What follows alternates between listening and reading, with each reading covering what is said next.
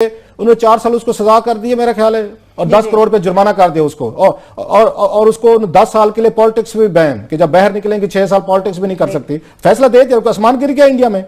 दूसरा इस दौरान में सिर्फ ये है कि ये आगे क्लास साहब ने जो भी जिक्र किया कि इंडिया में जो ये आजकल में आया है सस्सी कला का, जो कि जयललिता की मरने के बाद चीफ मिनिस्टर बनने की जिनका इम्कान था, उनका एग्जैक्टली यही केस है।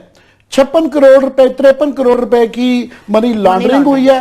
6 पैनामा की तरह की शेल कंपनियां थी जिसमें वो करवाया गया, और उन्होंने उसके दौरान तफ्तीश करी। उन्होंने, हमारे यहाँ तो ये पॉसिबल नहीं है ना, वो इतनी ताकतवर पूरे साउथ की क्वीन थी जयललिता, उनके सारे उन्होंने जेवरात और हीरे जवाहरात सारे तलवा लिए कि कितने के हैं, और आखिर इस बात पे फैसला हुआ कि जनाब आप अपना एक्सप्लेन नहीं कर सकते, कि लिविंग बियॉन्ड मींस का केस बना कि आप साबित नहीं कर सके कि ये जो पैसा आपसे बरामद हुआ है ये आपका नजर नहीं आ रहा, जस्टिफाई नहीं आप कर सके कि ये टैक्सेस से नहीं पता चलता कि आपने ये कमाए हैं, इस चीज पे गए हैं।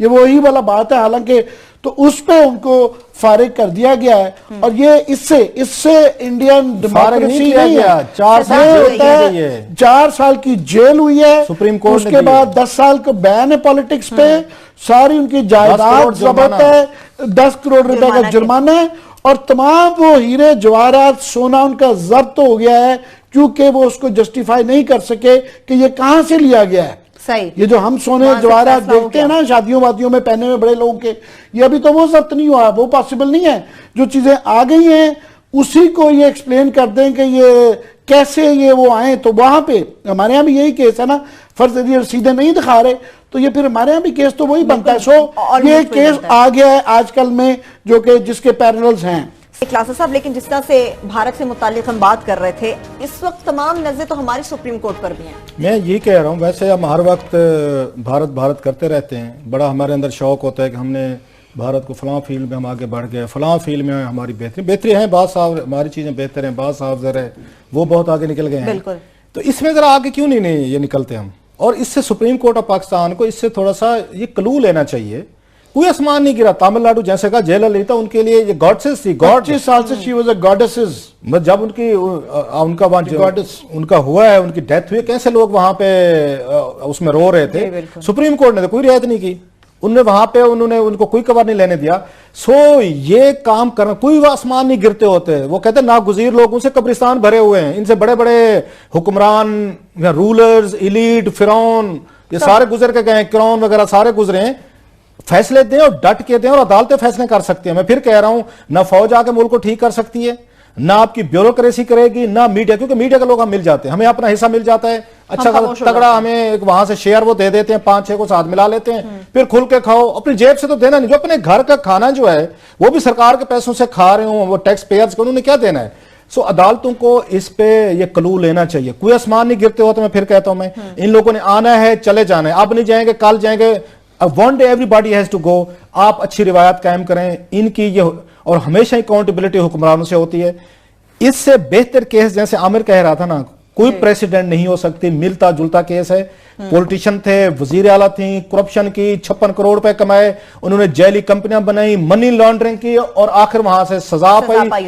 इस वक्त वो जेल में बैठी हुई हैं। ये होती हैं सोसाइटीज, ग्रो करती हैं। इंडियन सोसाइटी को, मेरा ख्याल है इंडियन ये पब्लिक को अपने सुप्रीम कोर्ट पे उन्हें इसका फखर होना चाहिए, अपने इन्वेस्टिगेटर्स पे भी होना चाहिए जिन्होंने केसेस बनाए और ट्रायल तक लेके, हमारे जैसे नहीं थे ये भगोड़े जो हमने रखे हुए हैं यहाँ पे, और जिस तरह के लोग आज नैब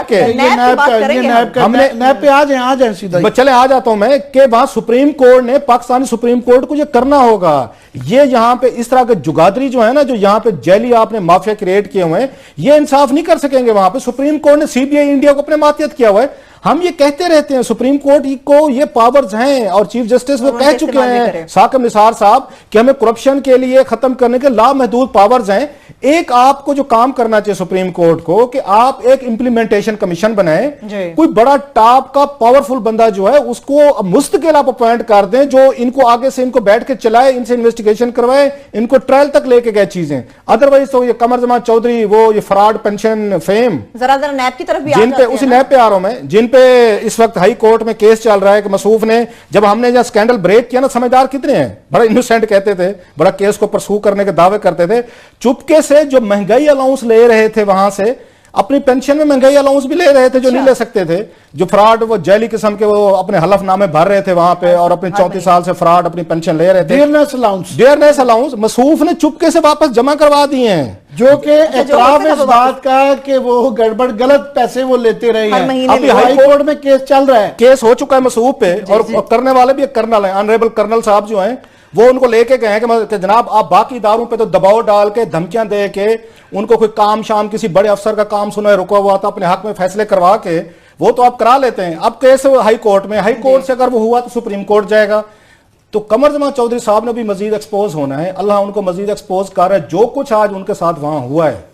मैं फिर कहता हूं, किसी बाइज्जत आदमी को क्लास साहब, ये जज साहब के जस्टिस का 2-3 मैं रिमार्क सिर्फ पढ़ देता हूं कि उन्होंने कहा कि आपको शर्मिंदगी होती नहीं या महसूस नहीं होती। इसके बाद आमिर कोई ऑनरेबल आदमी जो है ना वो जॉब नहीं कर सकता था, ऑनरेबल आदमी नहीं कर सकता था इन अल्फाज के बाद। इनके साथ कई जजेस ने, चीफ जस्टिस ने सब क्या कुछ नहीं कहा, कोई भी आदमी ये इनकी इंतहा है। एक इसको मैं सख्त अल्फाज टीवी पे नहीं इस्तेमाल करना चाह रहा, मेरे ज़हन में इतने बड़े बड़े लफ्ज आ रहे हैं और मैं नहीं कह रहा कि एक उसकी अपनी for the sake of those institutions that he worked for, अपने कॉमरेड्स के लिए, फैमिली के लिए इंसान एक लिमिट तक जाता है, उसके बाद भी वो डटे हुए हैं।